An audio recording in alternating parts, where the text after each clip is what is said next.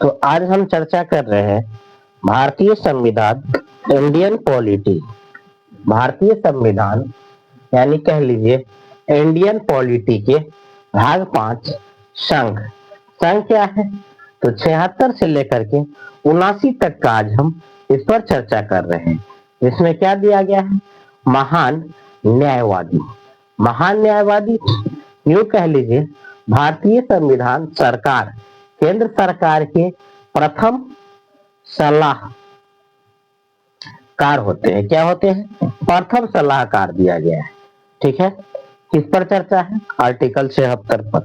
Article 76 में देखिए क्या क्या कहा गया है, ये हम जानते हैं, जानेंगे और इस पर चर्चा करेंगे, गहराई से जानेंगे, गहराई से चर्चा करेंगे। और सबका उम्मीद होता है कोई भी आप एग्जाम देते हैं तो उसमें आप बेहतर से बेहतर नंबर को अर्जन करना। एग्जाम का पहला टारगेट क्या होता है? हम ज्यादा से ज्यादा नंबर को अचीव कर पाए, प्राप्त कर सके। ठीक है, और आपको प्राप्त करने के लिए एग्जाम देते हैं तो आपको राष्ट्रपति समझना होगा, उपराष्ट्रपति, प्रधानमंत्री, उनके कार्यकाल, लोकसभा, ये सब पर चर्चा करना होता है। विधानसभा, राज्यसभा, ये सब क्या होती है, तो ये सारी की जानकारियों पर आज हम चर्चा करेंगे, बारीकी से देखेंगे और इसे समझेंगे और गहराई से इसे समझने का प्रयास करेंगे। तो आइए हम तक बने रहिए और पूरा वीडियो जरूर देख कर जाइएगा, क्योंकि इसमें आपको वह जानकारी मिलेगी जो शायद कभी नहीं मिली होगी। और ये सटीकता के साथ एक पेज पर इतने सारे कंटेंट को आपको बताया जा रहा है जो एक स्क्रीनशॉट में आपको पूरी की पूरी वीडियो देखने को मिलेगा।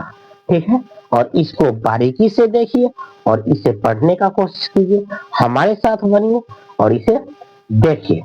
तो चलिए हम इस पर बगैर देरी किए हुए स्टार्ट करते हैं।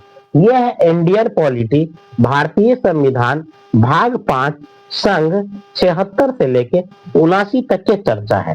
क्या कहता है आर्टिकल 76? इसमें महान न्यायवादी पर चर्चा है। महान न्यायवादी क्या होता है?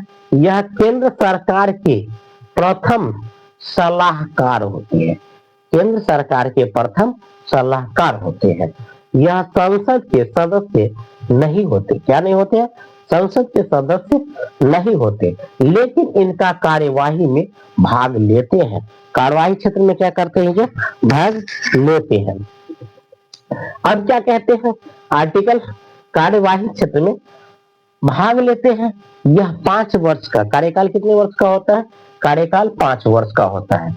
महान न्यायवादी या वेतन प्रधानमंत्री कोष से होता है। प्रधानमंत्री कोष।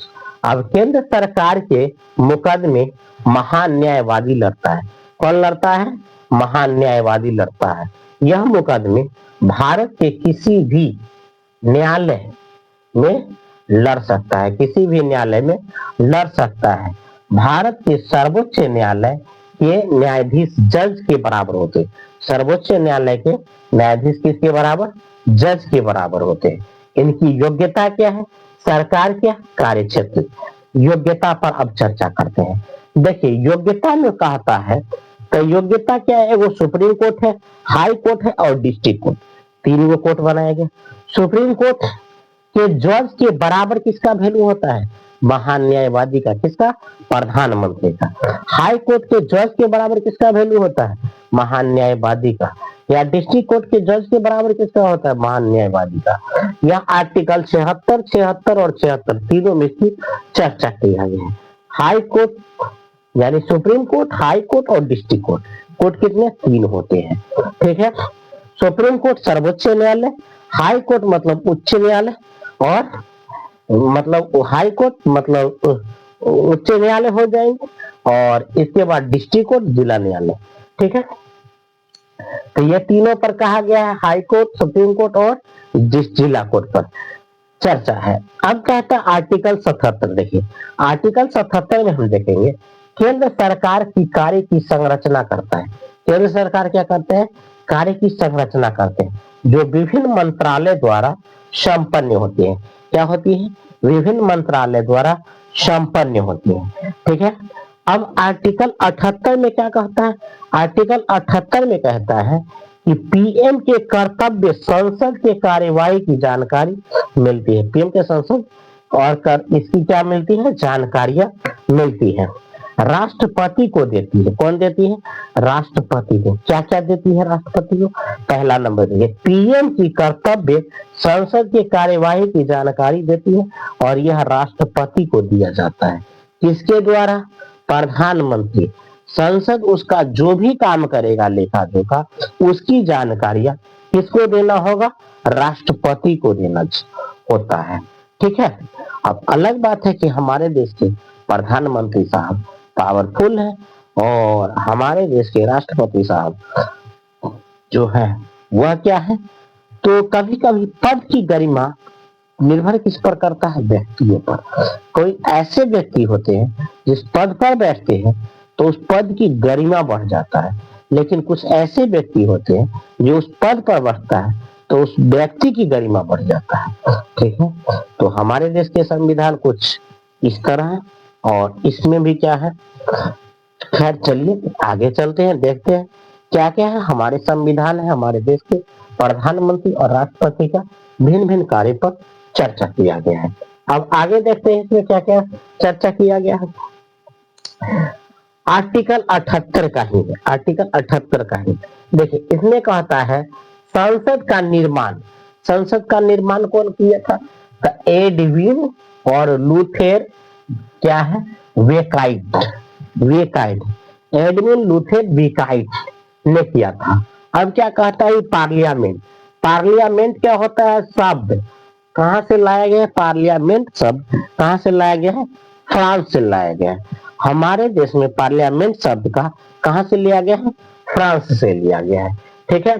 और इसके जननी, जबकि संसद के जननी किसे कहा गया?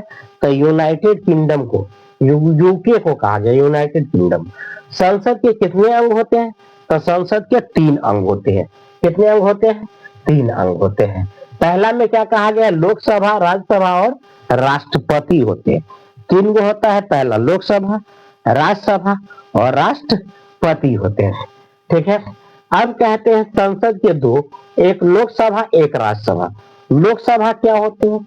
देखिए, लोकसभा में यू कहा जाए, लोकसभा के राज्य और राज्यसभा या कार्यकाल, लोकसभा, राज्यसभा या कार्यकाल कह लेते हैं। तो लोकसभा में क्या दिया गया है, राज्यसभा में क्या और कार्यकाल। चलिए, संविधान निर्माण, हमारे देश का संविधान जो निर्माण हुआ था तो क्या है? सेंट्रल हॉल में। सेंट्रल हॉल कहाँ है? तो दिल्ली में है। दिल्ली में सेंट्रल हॉल है और इस सेंट्रल हॉल में भारत का संविधान लिखा गया था 2 वर्ष 11 महीने और 18 दिन में। ठीक है।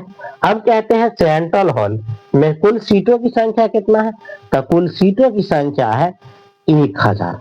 1000 लोग उस सीट पर क्या हो सकते हैं? बैठ सकते हैं। अब संसद में मतदान कितने होते हैं? प्रत्यक्ष या अप्रत्यक्ष? तो संसद में मतदान होता है अप्रत्यक्ष होते हैं। क्या होते हैं? अप्रत्यक्ष होते हैं। अब कहते हैं चुनाव। तो चुनाव में भाग कौन ले सकते हैं? तो किसी भी राज्य से आप बिलोंग करते हैं, ये मायने नहीं है, बस आप कहीं से रहिए और चुनाव कहीं से रहिए। एग्जाम्पल के तौर पर हमारे देश के प्रधानमंत्री साहब, जो पूर्व प्रधानमंत्री थे मनमोहन सिंह, वह पंजाब के थे और असम से राज्यसभा के चुनाव लड़े थे और वो जीते थे। ठीक है। अब कहते हैं, देखिए, तो इस चुनाव के लिए कुल सदस्यों की संख्या कितनी होती है? तो 245 तो कुल सदस्य है और उस 245 का 1/3 एक बार में चुनाव लड़ सकता है और यह चुनाव 2 वर्षों में होता है। कितने वर्षों में होती है? 2 वर्षों में होती है। 2 वर्ष में एक बार होती है और 1/3 मतलब 250 का 1/3 हिस्सा क्या करेगा? चुनाव में एक बार चुनाव लड़ेगा और प्रत्येक 2 साल पर। इसके कार्यकाल जो होते हैं 6 वर्षों के लिए। कार्यकाल कितने वर्षों के लिए होते हैं? 6 वर्षों के लिए होता है राज्यसभा का, और विधानसभा लोकसभा कितना होते हैं? 5 वर्षों के लिए होते हैं।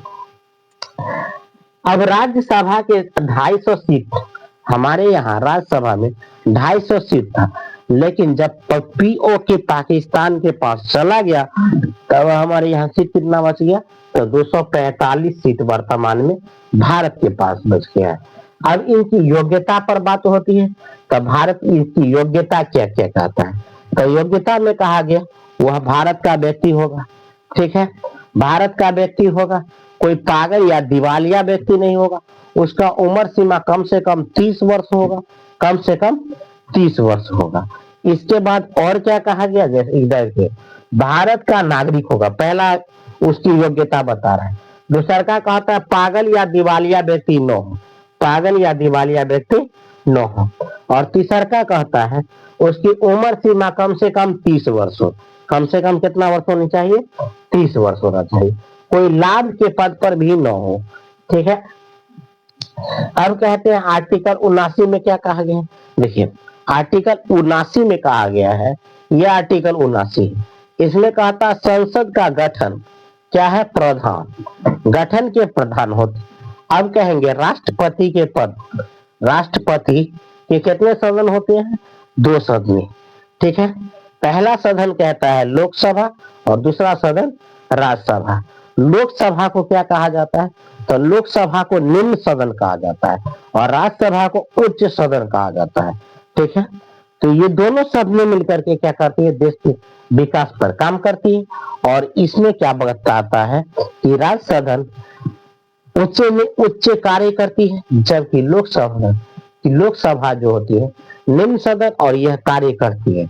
और मंत्री परिषद का वीडियो आपको पिछले वीडियो में मिला है, उसके लिए आपको पीछे वाला ये वीडियो देखिएगा।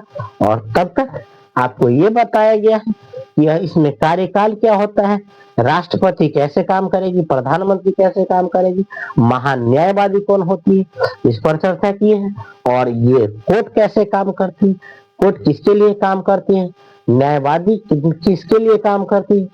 अगर प्रधानमंत्री पर कोई केस बनाता है, सबसे पहले प्रधानमंत्री पर केस बनाता है, तो प्रधानमंत्री का केस कौन जाएगा लड़ने, खुद प्रधानमंत्री जाएगा।